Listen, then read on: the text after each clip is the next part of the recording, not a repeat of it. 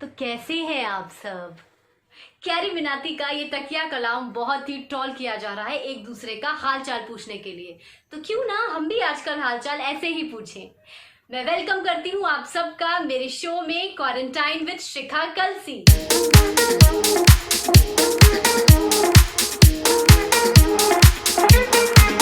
Welcome back to my show quarantine with Shikha Kalsi. तो आज मैं आपको एक ऐसी पर्सनैलिटी से मिलवाने जा रही हूँ जो कि एक एक्टर हैं और इन्होंने अपने करियर की शुरुआत की एक बहुत ही बेहतरीन फिल्म रंग महल से। उसके बाद ये रुके नहीं, बतौर मेन लीड इन्होंने बहुत सी फिल्में की। The tale of three cities, Ek Ank, Murari, the mad gentleman, Biyabaan, Shaadi Kam बर्बादी, लिटिल बॉय। और क्वारंटाइन के बाद भी ये रुकने वाले नहीं हैं। ना तुझसे पहले ना तुझसे बाद नाम की एक फिल्म में हमें नजर आएंगे। तो मैं विश करती हूँ ये इसी तरह फिल्मों में फिल्में करते रहें और हम सबको एंटरटेन करते रहें। तो आज हम मिलने जा रहे हैं यजुवेंद्र प्रताप सिंह से। यजुवेंद्र प्रताप सिंह जी, मैं आपका बहुत बहुत स्वागत करती हूँ मेरे show quarantine with Shikha Kalsi में। Thank you Shikha ji, thank you. सबसे पहले हम ये जानना चाहेंगे आपसे कि एक्टिंग की फील्ड में आपका कैसे आना हुआ। एक्टिंग की फील्ड में एक्चुअली क्या है कि लाइफ में कुछ तो ऐसा करना था जिससे एक पहचान मिल सके और लोगों के बीच अपनी बात रख सके। मैं एक्चुअली मेरा जो मेन मोटिव था एक्टिंग में आने का वो सबसे ज़्यादा ये था कि मैं बेसिकली मैं बहुत संवेदनशील आदमी हूँ। मैं जब भी कोई मुझसे सवाल पूछता है कि आप एक्टिंग फील्ड में क्यों आए, तो मेरा यही जवाब होता है कि अगर मैं संवेदनशील नहीं होता तो मैं इस फील्ड में नहीं आता। तो जो मेरा इस फील्ड में आने का मोटिवेशन है वो है संवेदनशील होना मेरा। तो शायद इसी वजह से मैं इस फील्ड में हूँ ताकि मैं अपनी इमोशंस, अपनी एक्सप्रेशंस को दुनिया के सामने जाहिर कर सकूँ। इसका मतलब तो ये हुआ कि आप पोइट्री में भी बहुत इंटरेस्ट रखते हैं। बिल्कुल बिल्कुल बिल्कुल मतलब कविताएं, कहानियां ये तो शुरू से ही आकर्षित करती रही हैं। और हम लोग जब बचपन में पढ़ते थे जिन भी स्कूल्स में, तो वहाँ पर लिटरेचर जो है हमारा, मतलब लिटरेचर से हमारा सामना तो मतलब बहुत जल्दी ही शुरू हो गया। और अच्छी अच्छी गीत, कविताएं, कहानियाँ, तो मतलब हाँ, ये कह सकते हैं आपकी पोइट्री जो है वो मेरी लाइफ का एक बहुत बड़ा और अहम हिस्सा है। यजुवेंद्र जी, आपने बहुत अच्छे अच्छे सब्जेक्ट्स में बहुत सी फिल्में की हैं। उनमें से आपकी एक फिल्म है एक अंक, जिसका नाम बहुत ही मुझे इंटरेस्टिंग लगा। तो मैं उस फिल्म के बारे में कुछ जानना चाहूँगी। एक अंक एक्चुअली मैंने 2019 में इसको साइन किया था, इस फिल्म को। और जब मैंने इस फिल्म को साइन किया था तो ऑनेस्टली मेरे लिए बिल्कुल मतलब स्क्रिप्ट को सुना, स्क्रिप्ट अच्छी लगी, जो भी एक नॉर्मल प्रोसीजर होता है किसी भी फिल्म को शुरू करने से पहले। तो जब मैंने ये फिल्म साइन की और जब मैं उसके प्रोसेस में इन्वॉल्व हुआ तो धीमे धीमे ये फिल्म और इस फिल्म का विषय मेरे दिल के बहुत करीब होता गया और आज मेरी लाइफ में एक अंक बहुत मायने रखती है। तो एक अंक एक स्पेशल फिल्म है मेरे लिए। अच्छा, आपने फिल्मों में बहुत बहुत डिफरेंट कैरेक्टर्स निभाए हैं और जब हम एक्टिंग करते हैं तो बहुत सी एक्टिंग में ऐसी टेक्निक्स हैं, ऐसे मेथड्स हैं जिनको यूज़ करके, जिन टूल्स को यूज़ करके बहुत से एक्टर्स उन कैरेक्टर्स को निभाते हैं। तो क्या आपने भी ऐसी कोई टेक्निक या इस तरह का कोई मेथड है एक्टिंग से रिलेटेड जो अपनाया उन कैरेक्टर्स को निभाने के लिए? एक्चुअली मैं ज़्यादा प्रिपरेशन में बिलीव नहीं करता, पता नहीं क्यों मुझे ऐसा लगता है। एक्चुअली मैंने 2013 में पहली फिल्म की थी अपनी एज ए मेन लीड, और जो डायरेक्टर थे उस फिल्म के मिस्टर संदीपन विमलकांत नागर, मैंने जब उनके साथ मैं फ्लोर पे गया और मैंने देखा कि 5-7 दिन का जो एक्सपीरियंस रहा मेरा वर्किंग, वहाँ मुझे एहसास हो गया कि ये जो मीडियम है पूरी तरीके से डायरेक्टर्स मीडियम है। तो मैंने क्या है कि एक चीज़ सीख ली कि आप अपने डायरेक्टर को सरेंडर कर दीजिए, वो जो चाहता है, क्योंकि फिल्म उसके दिमाग में होती है। और जब भी हम एज एन एक्टर किसी फिल्म में इन्वॉल्व होते हैं तो कहीं ना कहीं हम अपनी विद्याओं के साथ उस फिल्म में प्रवेश करते हैं और वो बहुत नुकसानदेह भी होता है कभी कभी। तो उस मोमेंट में रहिए, उस माहौल में रहिए, अवेयर रहिए आपका डायरेक्टर आपसे क्या चाहता है। मैं ज़्यादा तैयारी में बिलीव नहीं करता एक्चुअली, तो मैं उस माहौल में रहने की पूरी कोशिश करता हूँ। जैसा मेरा निर्देशक मुझसे चाहता है उस समय मैं वो करके देने की कोशिश करता हूँ पूरी। इसका मतलब आप डायरेक्टर्स एक्टर हैं। बिल्कुल बिल्कुल, मेरी मेरी मतलब ज़िंदगी की यही बड़ी दिली तमन्ना है कि जब मैं सेट से विदा हूँ तो डायरेक्टर बोले कि यार जो मैं चाहता था तुमने वो दिया। मुझे लगता है मेरी जीत वही है। मेरी जीत इसमें नहीं है कि मैं दर्शकों को अट्रैक्ट करने के लिए क्या कर देता हूँ। फिल्म तो शुरू डायरेक्टर से ही होती है। अगर वो सेटिस्फाई है मेरे काम से तो मुझे लगता है कि मैंने अपना काम कर दिया। बहुत से एक्टर अपने करेक्टर को निभाने के लिए बहुत बार इम्प्रोवाइज भी करते हैं, अपना इनपुट देते हैं, अपने टूल्स का यूज़ करते हैं। तो क्या ये चीज़ें डायरेक्टर के विजन को कहीं ना कहीं हैम्पर नहीं करती हैं? देखिए, अगर डायरेक्टर ने आपको क्रिएटिव फ्रीडम दी हुई है और सेट पर जाकर आपको ऐसा लगता है कि यार उस फ्रीडम के चलते आप कुछ ऐसी चीज़ें उस स्क्रिप्ट में, उस सीन में जोड़ सकते हैं जिससे वो सीन और खूबसूरत बन सकता है। निश्चित तौर पर ये बहुत ही ऑर्गेनिक सा प्रोसेस होता है जब आप सेट पर जाते हैं और आप वहाँ पर डायरेक्टर की सुनते हैं, आप अपने इनपुट्स देते हैं, तो निश्चित तौर पर एक बहुत अच्छा सीन बनकर निकलता है। तो उसमें थोड़ा सा ओपन रहने की भी ज़रूरत है, डायरेक्टर के एंड से भी और एक्टर के एंड से भी। एक्टर भी एडमेंट ना हो कि जो मैं सोच के आया हूँ वही कर रहा हूँ, वही अच्छी है, और डायरेक्टर भी अपने एंड से क्लियर हो कि एक्टर के एंड से भी कुछ बहुत अच्छी चीज़ें आ सकती हैं जो सीन को खूबसूरत बनाएंगी। और तो निश्चित तौर पर ये बड़ा कोलैबोरेटिव प्रोसेस है। ऐसा नहीं है कि किसी एक के हाके से पूरा काम होता है, ऐसा नहीं है। आपने बहुत बेहतरीन काम किया है, आप काम कर भी रहे हैं और मेरी विश है कि आप इसी तरह का काम करते भी रहें। लेकिन अगर यजुवेंद्र प्रताप सिंह एक एक्टर नहीं होते तो वो क्या होते? वो अपने आप को और क्या देखते? मैं दो काम बहुत अच्छे से कर सकता हूँ। या तो मैं खाना अच्छा बना सकता हूँ या तो मैं एक्टिंग कर सकता हूँ। तो अगर एक्टर नहीं होता तो मैं निश्चित तौर पर होटल इंडस्ट्री में होता। और मैंने होटल मैनेजमेंट में ग्रेजुएशन भी किया हुआ है और IHM मेरठ से।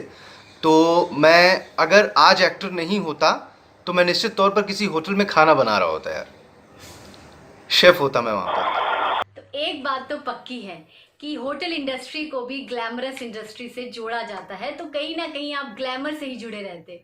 हाँ, आप कह सकते हैं। मुझे पता नहीं क्यों बचपन से ही मतलब यही सब चीज़ें आकर्षित करती रहीं। खाना तो क्या था कि वो माँ के साथ किचन में कभी ना कभी मैं लगा रहता था बचपन से ही। और कभी ऐसा नहीं रहा कि स्पेशली इसकी कोई ट्रेनिंग ली किसी खाना बनाने के लिए। वो तो बाद में जब इसको मैंने करियर के तौर पर देखा कि चलो यार पढ़ाई तो करनी है, तो क्यों ना कोई ऐसी डिग्री हासिल की जाए जो कहीं ना कहीं प्रैक्टिकल नॉलेज हो उसका और आगे जाकर कहीं उसका इस्तेमाल हो सके। तो इसीलिए मैंने होटल मैनेजमेंट किया IHM मेरठ से। तो जैसे कि आजकल क्वारंटाइन डेज चल रहे हैं, हम सब अपने अपने घरों में बंद हैं, अपनी फैमिलीज के साथ हैं, तो अगर युजवेंद्र प्रताप सिंह को किसी के साथ क्वारंटाइन होना पड़े तो वो किसके साथ होंगे अदर देन फैमिली मेंबर्स? अगर इस वक्त मुझे कोई कहे कि आपको किसी के साथ क्वारंटाइन होना है, तो मैं सच बताऊं तो मैं किसी एक का नाम तो नहीं ले सकूंगा।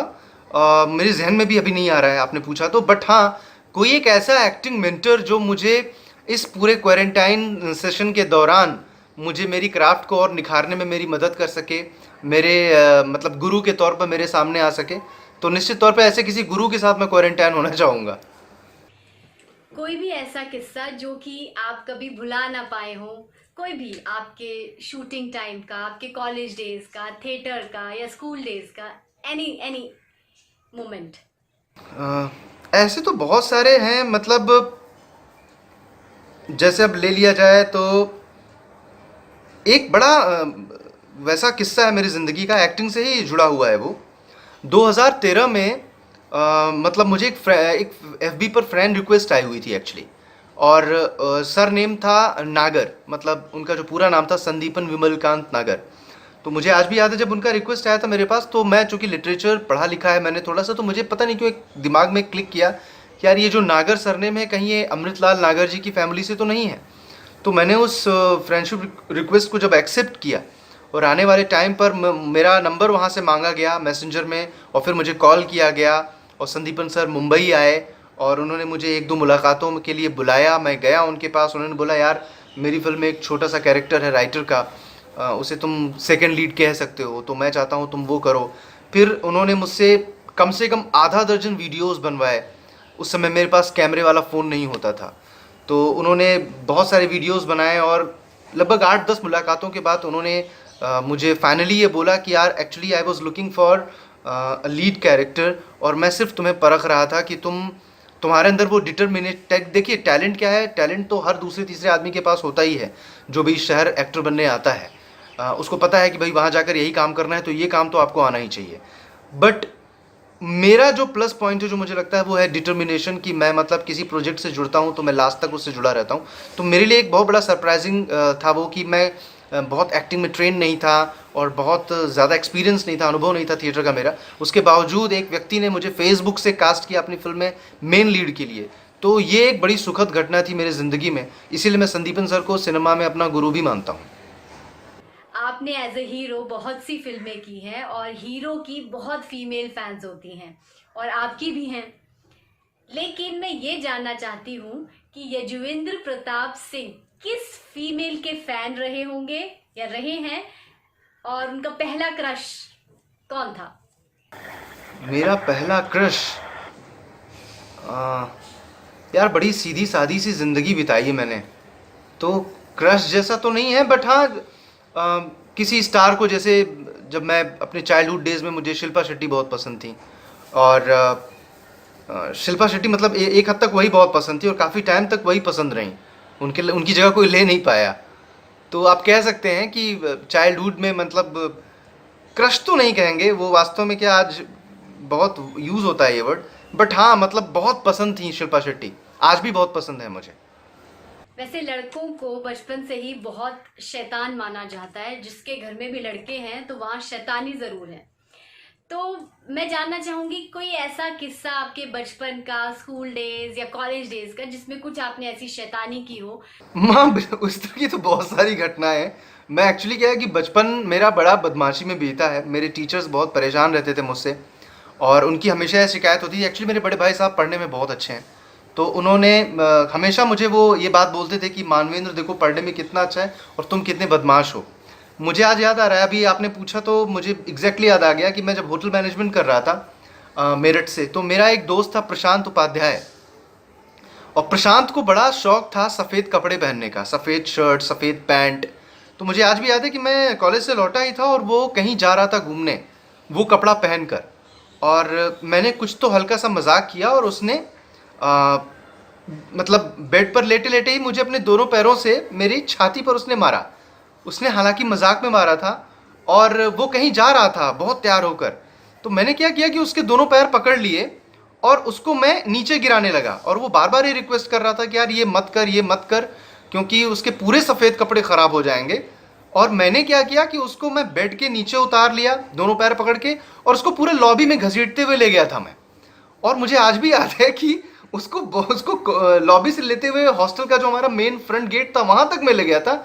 और उसके बाद वो उसके चेहरे पर इतना गुस्सा था कि मुझे ऐसा लगा कि अगर आज मैंने इसको छोड़ दिया और मैं इसके हाथ आ गया तो ये मुझे जान से मार डालेगा। तो मुझे आज भी याद है मैं वहाँ से छोड़कर जीटी रोड पर ऐसा भागा था, और वो काफ़ी दूर तक उसने मेरा पीछा किया था लेकिन मुझे पकड़ नहीं पाया वो।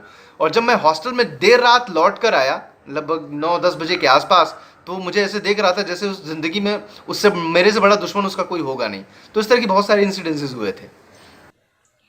आप हमारे शो के माध्यम से किसी को मैसेज दे सकते हैं जिनको आप मिस करते हो, कुछ कहना चाहते हो? जिससे मैं बहुत समय से मिला नहीं हूँ। ओके, हालांकि मैं अपने सभी मित्रों के बड़े कांटेक्ट में हूँ, आज भी हूँ, बट मुझे बहुत अच्छे से याद करना पड़ेगा कि ऐसा कौन है जिससे मैं बहुत समय से नहीं मिला हूँ। अभी एग्जैक्टली तो नहीं याद आ रहा मुझे ऑनेस्टली, बट फिर भी मेरा मेरा अजीज़ दोस्त है गुरमीत है और अभिषेक हैं, ये सब, इन लोगों को मैं बहुत प्यार करता हूँ। मेरी लाइफ में बहुत मायने रखते हैं सब लोग। हम मिले ना मिले लेकिन हम कांटेक्ट में तो हमेशा रहते हैं। तो मेरा कहना बस यही है कि मैं लोगों से बहुत प्यार करता हूँ। मेरा एक दोस्त है सुबोध सिंह, होटल मैनेजमेंट में, उससे तो बहुत टाइम हो गया बात किए, पता नहीं कहाँ पर है आजकल वो।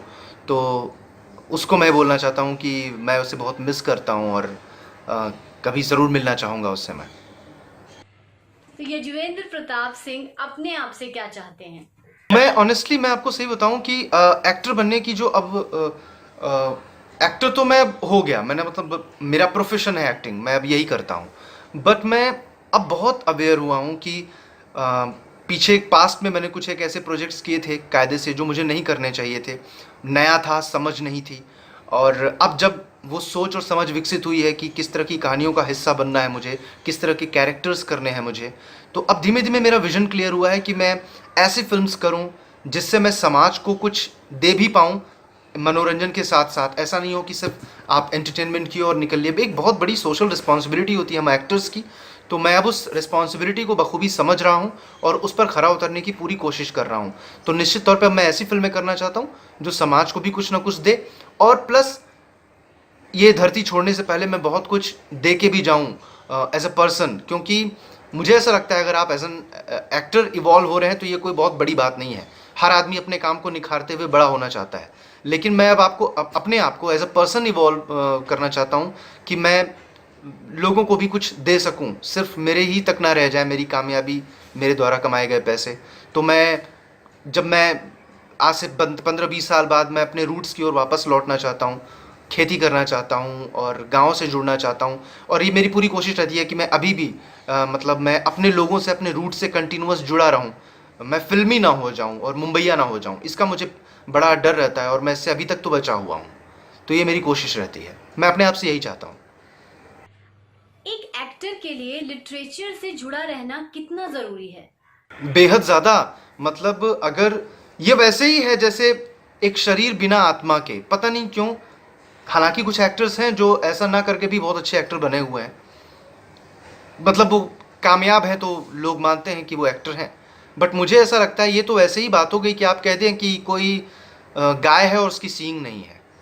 ठीक है, तो मुझे ऐसा लगता है, मैंने बहुत गंदा मिसाल दिया है हालांकि, तो मुझे ऐसा लगता है कि अगर एक अभिनेता साहित्य से नहीं जुड़ा हुआ है तो ये बहुत गलत बात है, क्योंकि अगर आप साहित्य से नहीं जुड़े होते तो आप समाज से नहीं जुड़े होते हैं। आप सिर्फ एक लाइन, कुछ लाइंस पढ़कर उसको परफॉर्म कर देते हैं, जबकि साहित्य जो है आपको समाज से जोड़ता है, कंटेम्पररी समाज से जोड़ता है। जो आपके समाज में घट रहा होता है वही आपके साहित्य में लिखा होता है। तो अगर आप अपने साहित्य से दूर हैं तो आप अपने समाज से दूर हैं। तो मुझे ऐसा लगता है साहित्य से जुड़ा रहना तो बहुत ज़रूरी है। और इवन पढ़ाई के दौर में हर बच्चे को लिटरेचर तो घोल घोल कर देना चाहिए, क्योंकि जितना ज़्यादा लिटरेचर के वो करीब रहेगा उतना ज़्यादा वो हकीकत के करीब रहेगा। एस्पायरिंग एक्टर्स को आप लिटरेचर से कुछ राइटर्स सजेस्ट करना चाहेंगे? एस्पायरिंग एक्टर्स के लिए अगर मुझसे बोला जाए कि सबसे बढ़िया सजेशन क्या हो सकता है, तो मैं यही कहूँगा कि एस्पायरिंग एक्टर्स सबसे पहले, ये मैं शायद आपके सवाल से इतर थोड़ा बोल रहा हूँ, बट मुझे लगता है कि ये बात बोलनी बहुत ज़रूरी है कि एस्पायरिंग एक्टर्स जो हैं वो सबसे पहले तो एक अच्छा गुरु ढूंढें। अगर आपके पास कोई गुरु नहीं है, मुझे ऑनेस्टली कभी भी कंटिन्यूअस कोई अच्छा गुरु नहीं मिला और इसकी कमी मुझे बहुत शिद्दत से महसूस होती है, हर रोज़ महसूस होती है कि काश कि मुझे एक अच्छा गाइडलाइन देने वाला कोई गुरु मिला होता, और जिनको मिले हैं वो बहुत खुशनसीब होते हैं। तो मुझको फुटकर मामले में मेरे गुरु बनते रहे। मैंने उर्मिल कुमार थपलियाल सर हैं, लखनऊ के बहुत बड़े रंगकर्मी हैं, और उनके थ्रू मैंने एक वर्कशॉप में जो सीखा वो मेरे काम आया। संदीपन सर हैं, उनके थ्रू मैंने जो सीखा वो काम आया। राज जगदीशन सर हैं, उन्होंने कभी सिखा दिया तो वो मेरे काम आया। नीरज कबीर सर है, मतलब बीच बीच में कुछ वर्कशॉप्स करता रहा। कुछ अच्छे फिल्म डायरेक्टर्स को मैं अपना गुरु मान लेता हूँ कि वो सेट पर थे तो उन्होंने मुझे कुछ सिखा दिया तो वो मेरे काम आ गया। तो मुझे फुटकर गुरु मिलते रहे। लेकिन अगर आप अभिनय में आगे बढ़ना चाहते हैं, आप एक्टर बनना चाहते हैं, तो सबसे पहले आप एक अच्छा गुरु ढूंढिए और गुरु के साथ साथ साहित्य की दुनिया से जुड़े रहिए, ये बहुत ज़रूरी है। उसके बाद आप सोचिए कि आपको मुंबई जाना है, फिल्मों में काम करना है, टेलीविज़न में काम करना है या थिएटर में काम करना है। लेकिन बिना अच्छे गुरु के मुश्किल हो जाएगी, ये राह मुश्किल हो जाएगी। राइटर्स में कुछ बताना चाहेंगे आप? अगर आज जो भी एस्पायरिंग एक्टर्स हैं, जो नए हैं, देखिए पहली बात तो कंटेम्पररीज राइटर को ज़रूर पढ़िए आप। मैं यहाँ किसी स्पेसिफिक आदमी का नाम नहीं लेना चाहूँगा, क्योंकि आज कंटेम्पररी में जो हमारे हम तक पहुँच रहा है वो बहुत ही कमर्शलाइज वे में पहुँच रहा है और उसमें ज़मीनी हकीकत नहीं है। बहुत सारे अच्छे राइटर हैं, मैं मध्य भारत में कुछ अच्छे राइटर्स को जानता हूँ जो बहुत अच्छा लिख रहे हैं और लिटरेचर की दुनिया में बहुत अच्छा नाम है, बहुत अच्छा कर भी रहे हैं। तो कंटेम्पररी राइटर्स को पढ़िए आप। और पुराने तो जितने भी हैं, जैसे फणीश्वर नाथ रेणु हैं, उनको आप पढ़िए। धर्मवीर भारती को पढ़िए, मुंशी प्रेमचंद को पढ़िए आप। और कविताओं के बहुत और गीतों के बहुत संपर्क में रहिए। अब उसमें आप मैथिली शरण गुप्त हैं, रामधारी सिंह दिनकर हैं, तो वैसे तो बतेरे नाम हैं, महावीर प्रसाद द्विवेदी हैं।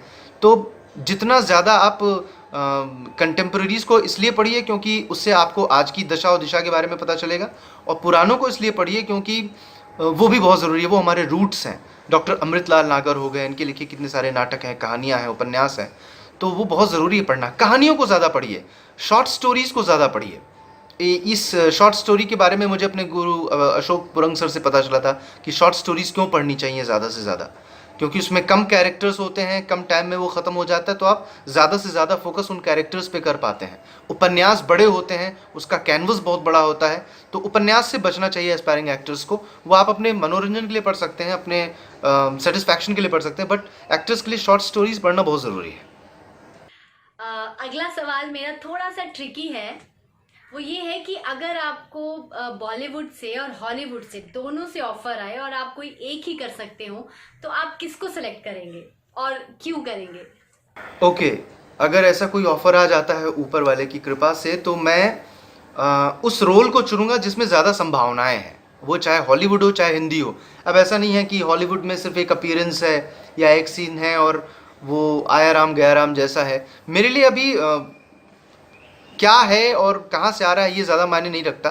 वो मायने रखता है कि उस रोल में कितना दम है, परफॉर्मेंस का कितना स्कोप है, उसको कहानी में कितना अच्छे से स्पेस दिया गया है, ये ज़्यादा मायने रखता है। तो मैं सीधे रोल पर फोकस करूँगा और जो भी उसमें बेहतर होगा, परफॉर्मेंस ओरिएंटेड होगा, निश्चित तौर पे मैं उसी पे जाऊँगा, चाहे वो हिंदी हो चाहे वो हॉलीवुड हो। बहुत सही कहा आपने कि एक एक्टर के लिए एक करेक्टर बहुत मायने रखता है।